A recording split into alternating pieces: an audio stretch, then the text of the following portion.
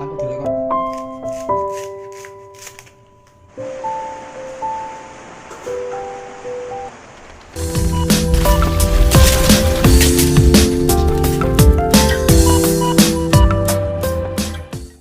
Ini bahan-bahan untuk masakan hari ini. Aku mau bikin pepes jantung pisang plus tempe plus teri, dijamin super mantap dan sangat lezat.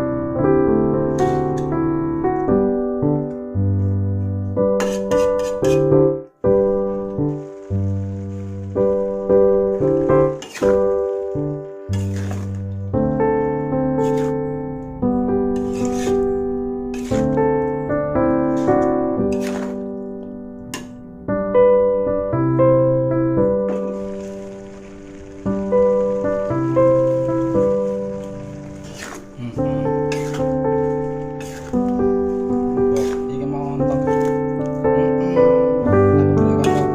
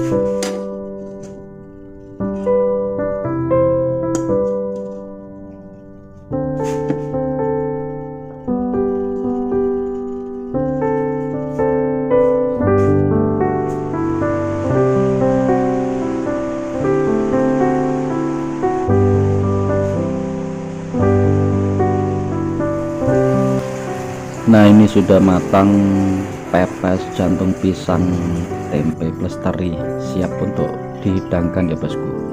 Ini rasanya enak dan sangat lezat.